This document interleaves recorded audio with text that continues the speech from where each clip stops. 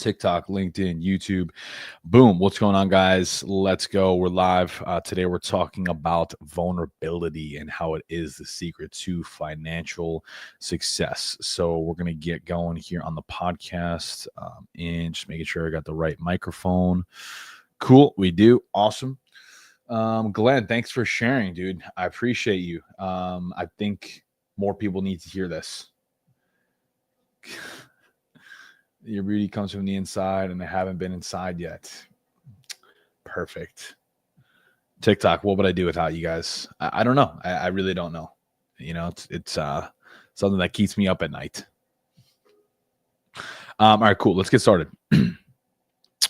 Let's count down. And 3, 2, and 1. Okay, now let's count down. 5, 4, 3, 2, 1. Boom. We are back. What is going on, beautiful humans? Welcome to another episode of the Shift Your Mind, Change Your Life podcast. It's your boy, Coach Sal. Today, we're talking about a really interesting conversation dedicated to vulnerability and how I believe it actually is the secret to seeing more financial success in your life. Also, more peace, more happiness.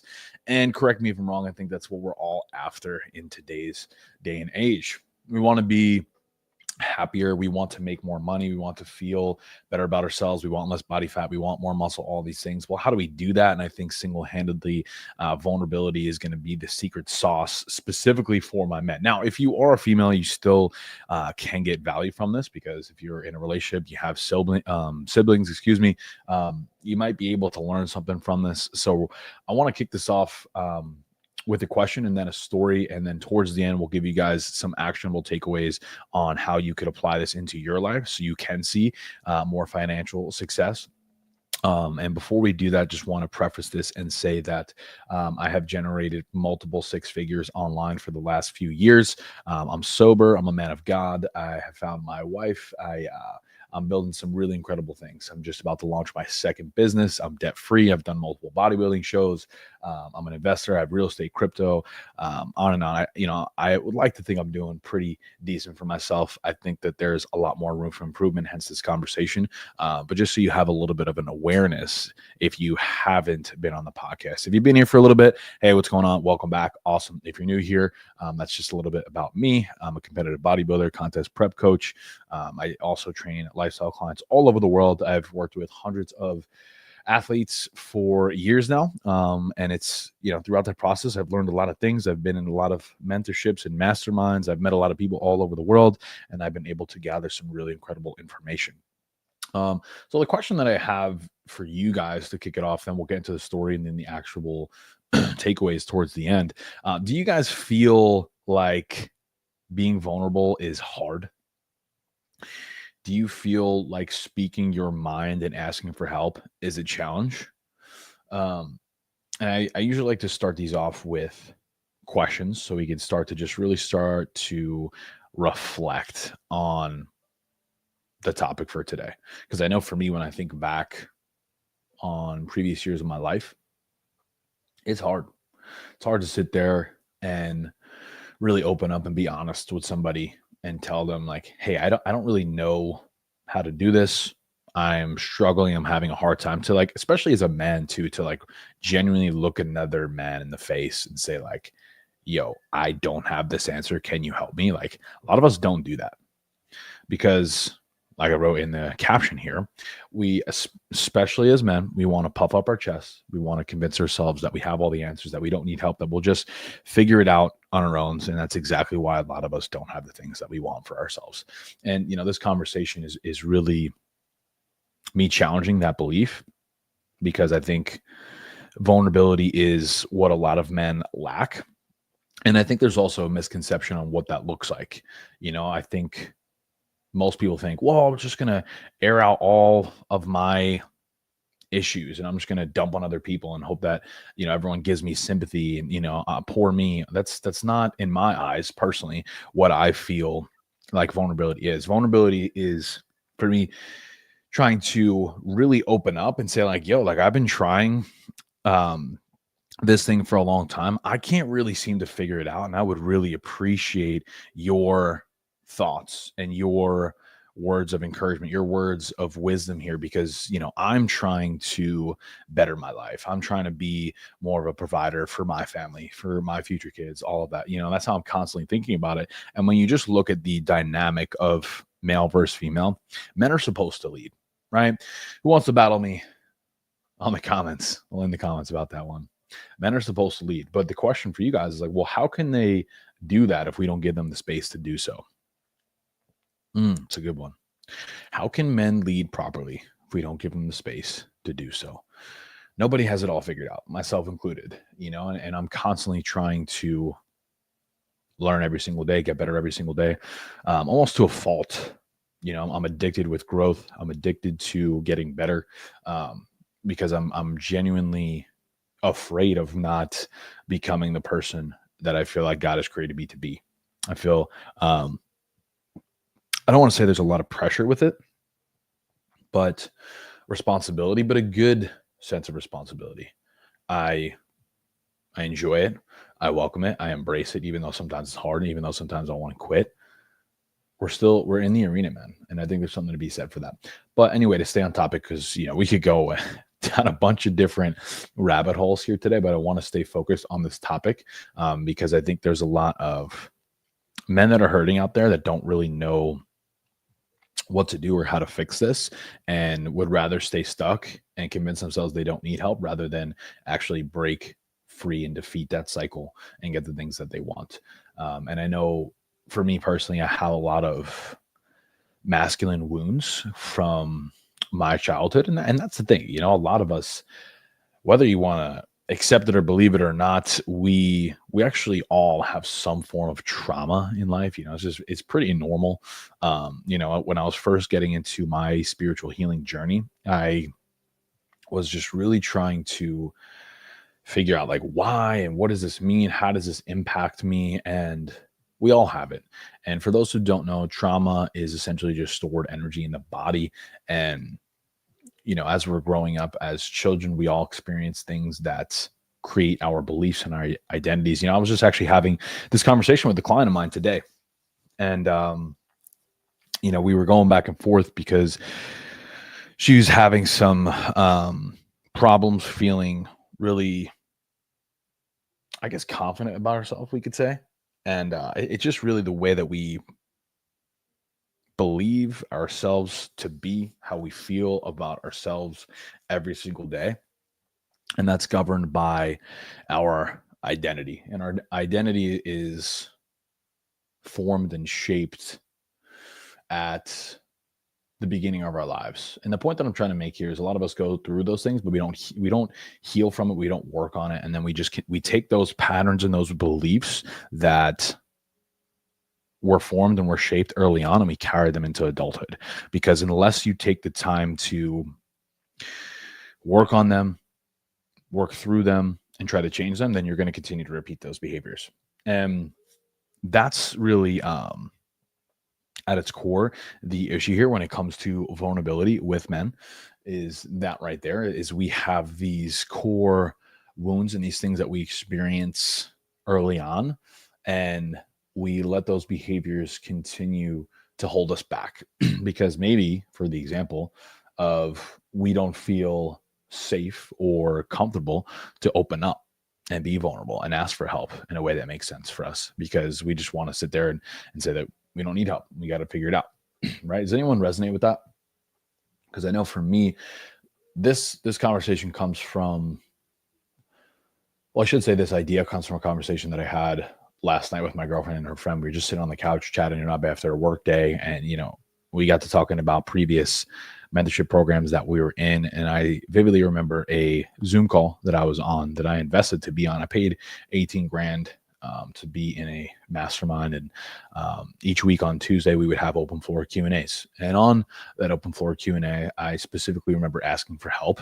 And I wasn't really met with the answer that I would have liked.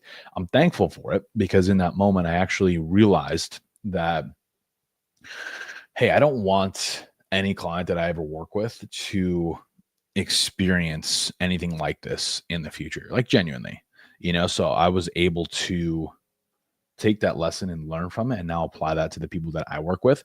So I think what's important on this topic is to recognize that the challenges, the adversity that we go through is actually our greatest strength and superpower, because it helps mold us into the people that we're trying to become and the people that we were destined to be, essentially. Does that make sense? So I think back to those situations, even though when I was going through them, yeah, they were really hard.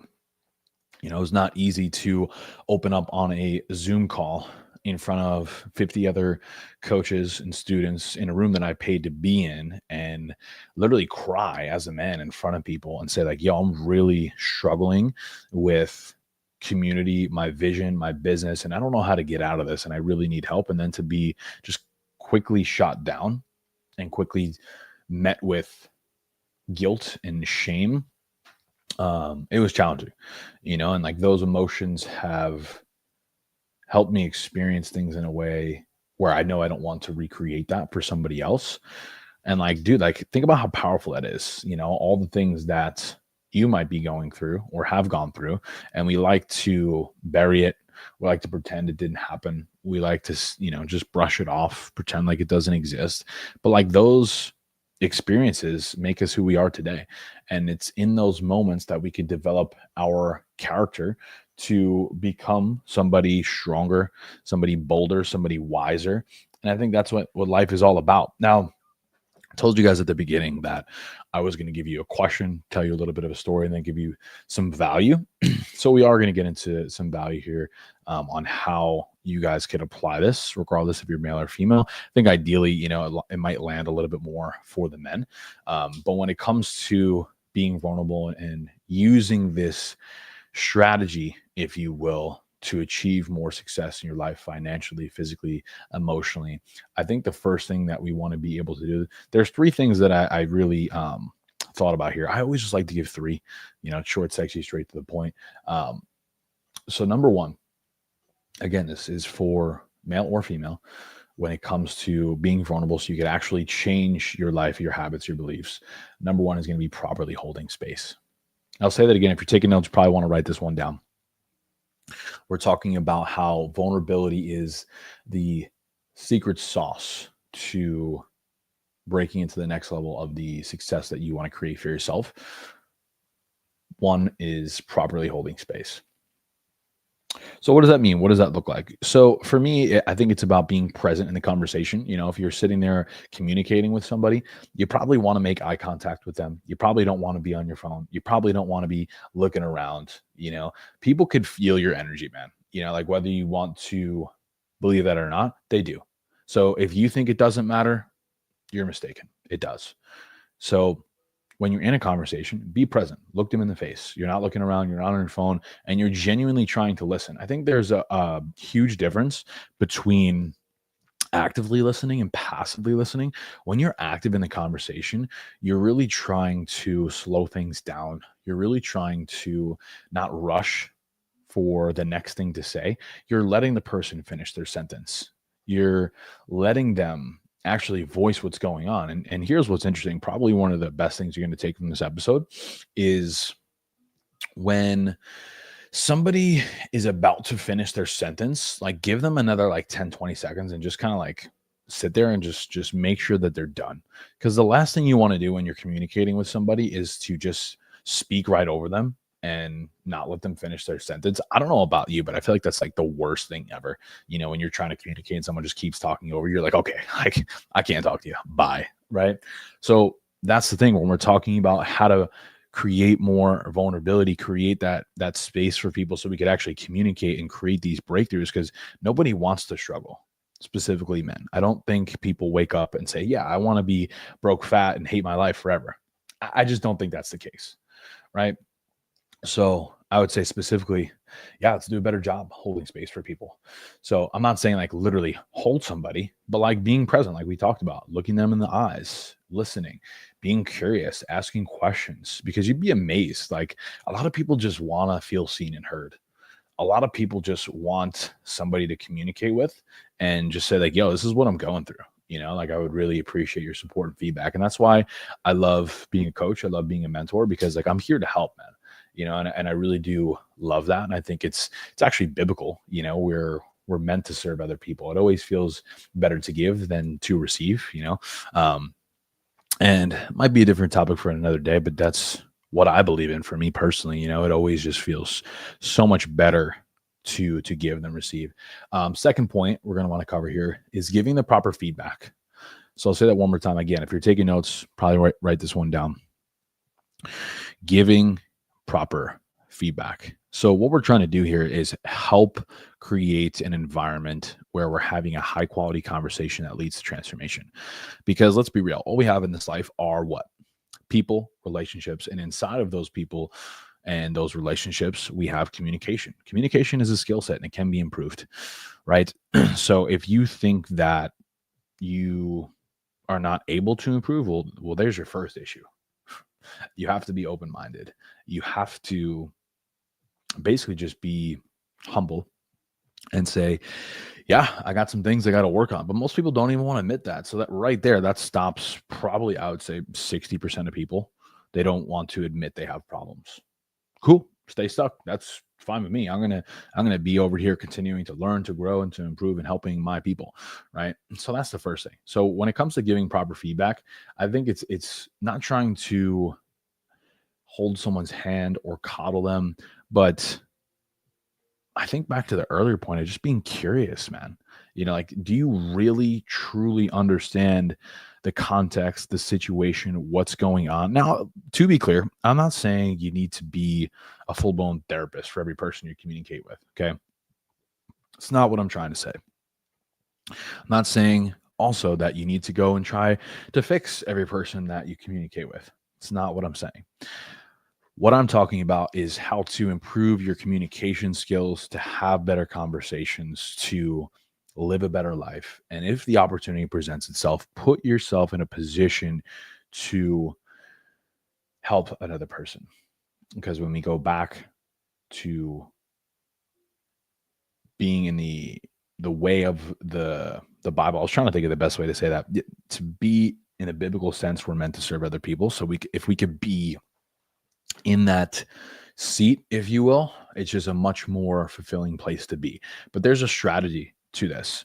And this is what I've seen after years of coaching tons of people, doing a lot of healing on myself, traveling the world, investing nearly 200 grand into mentorship, courses, masterminds, events, you name it. I've seen a lot of speakers. I've met a lot of ultra successful people, and there really is a skill set to this. Okay. So giving the proper feedback. So maybe just, I want to say, prompting them with a question, because I don't really think many people want to be told what to do, because it also depends on the credibility that you have. So something that I like to do, and this is proven psychologically for humans, is just paying it back to them with a question. So for example, let's say I come to you and I'm like, hey, I'm really having a hard time communicating with my partner. What should I do? Well, what's going on? Well, he's just not listening to me. I just don't feel seen. Okay. Well, do you think that's his intention? No, I guess not. Okay. So what do you feel like would be the best question to ask them so you can get on the same page and have some better conversations? Um, well, I guess I would try to just understand what his intentions are and then just see what we need to change to fix it. So I'll stop right there. And that just gives you an example of hypothetically how to go into this conversation. It's not about forcing it down somebody's throat. Pause. It's about trying to lead them to their own conclusion. It's about trying to say, like, hey, I'm noticing this. Not sure if I'm understanding correctly, but this is what I'm hearing. And this is what I'm trying to get at. Like, I think a lot of problems in today's society could really be solved by being a better communicator, whether that's at your job, with your coworkers, with your family, with your friends. I just hear it so often, but from so many people. Oh, this person did that. And, they're such a this and that. But it's like, dude, have you ever just taken the time to really try to understand the person? and like see what the issues are and if that's somebody you really want to spend your time with or not. Because it's like if you just get curious and understand about the person, you could very clearly identify if you should or shouldn't be spending time with them. Like I know for me, like I've picked up on this over time. I could tell within the first 5 to 10 minutes of meeting somebody if I'm actually going to be friends with them or not. Like I know right off the bat, based on the way that they communicate with me, based on the energy that they bring, how they ask me questions like, are they curious? Are they talking about themselves? Do they have a huge ego? Like what do they do with themselves? Are they in shape? That's a big one. Like right off the bat, if you're overweight, I'm just not, this sounds shitty, but this is the truth of the matter is like, I'm probably just not going to respect you as much. It's just the truth. And that's just the way that us humans work. We naturally, instinctively, immediately judge people based on appearance. It's just how it works. I wish that wasn't the game, but it is. So cool right off the bat. That's one point. All right. So you get what I'm trying to say there. So to bring this back around to the concept of we're trying to create better conversations, better space to be vulnerable so we could actually move the needle forward physically, emotionally, financially, spiritually. All of it is the same. It's the same. It's about asking the right questions. It's about having a quality thought process and just making sure that you're moving about this correctly, if you will.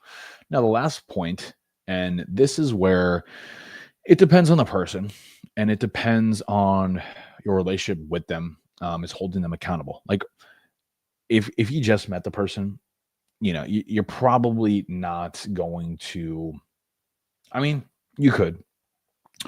You're probably not going to put in some form of, I mean, you know what? I take that back. This actually could apply to anybody.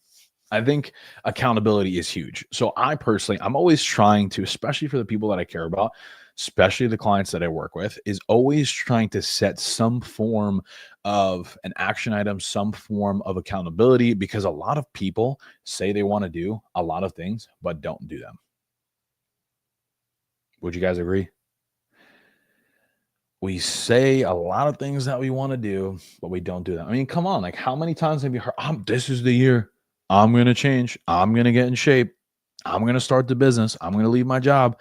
6 months later, I'm just really busy. I don't have the time, the kids, the economy. There's always a reason. There's always a reason why they can't do the thing. And something that I really believe in wholeheartedly is that if you argue for your limitations, you get to keep them. It's really that easy. If you want to continue to fight and claw and scratch your way to saying, this is who I am, then that's who you're going to be.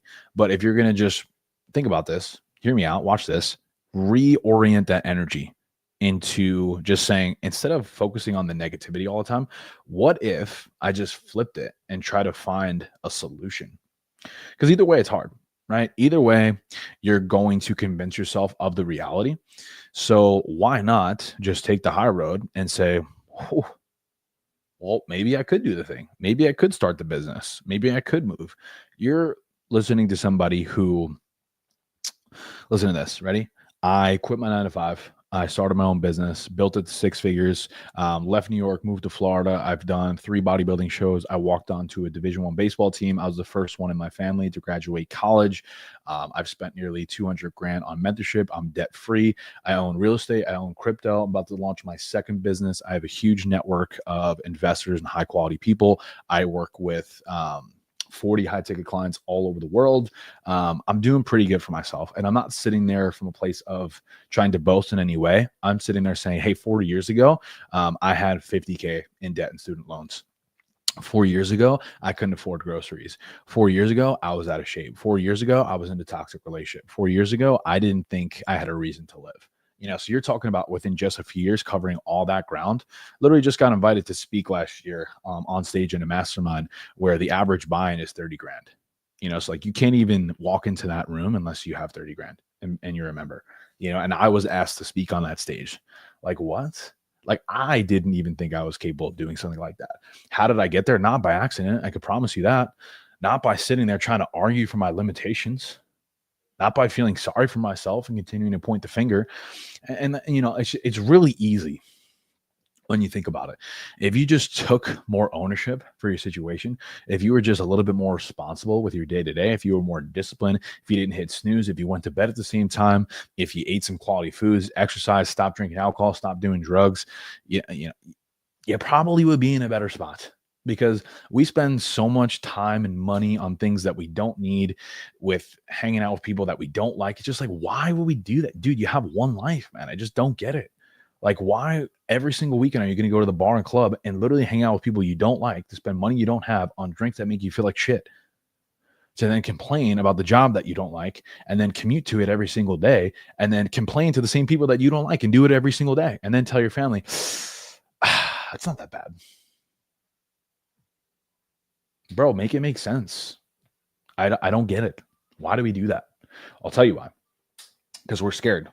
We fear the unknown. We would rather sit in our own little bubble of toxic negativity and just do the same shit, because it's predictable, because it's safe.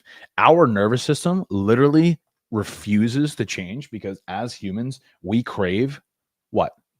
Predictability and safety. So the minute you don't feel safe, you reject it. You don't want to do it. And that's okay. It's actually normal for you to reject it. But what's not normal is not fighting through and pushing through, because if you do the same things and nothing changes, you're probably going to get the same results, homie. Really that simple. So, guys, let's recap today. Let's talk about this. Let's wrap this up. I got a jet here for another call here in a minute. 3 actionable steps for you to really improve the skill set of vulnerability, to have better conversations and live a better life: properly holding space, giving the right feedback, and holding others accountable. I really truly believe in my heart, if you could get curious and start to practice these things, because like anything else, right, you're not just going to snap your fingers and all of a sudden be an incredible communicator. It just doesn't work that way. It takes time. But like anything else, if you practice it, if you approach it with humility, if you get curious, you continue to work on it, I don't see why you couldn't do the damn thing. Okay. So maybe share this with a friend who needs it, specifically a man. Okay. And yeah, I think that's all we got here for today. So appreciate you guys tuning in. If you stuck around to the end of the episode, I appreciate you a ton. Thank you. If you took anything specifically away from this, feel free to shoot me a message on Instagram at Sal Fittorio. That's at SALFITTORIO. Hope you guys have the best day of your entire life, and I'll see you in the next episode. Let's freaking get it. Boom. Done. Easy. It's not that hard. Guys, thank you for the follow. Brianna, thank you for the follow. I appreciate you. Michelle, thank you for the follow. I appreciate you. Peace, love, crabs. I don't know if you're still here. I saw you ask those questions. But I'm here for it. Was there anybody here that stuck around for the full episode? If you did, let me know in the comments. Life is good, but it keeps getting better. Forrest Frank. Shout out Forrest Frank.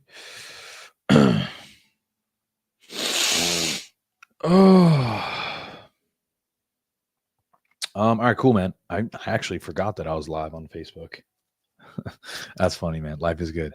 All right, cool. Thank you guys so much for tuning in. Hope you have the best day ever, and I look forward to chatting with you soon.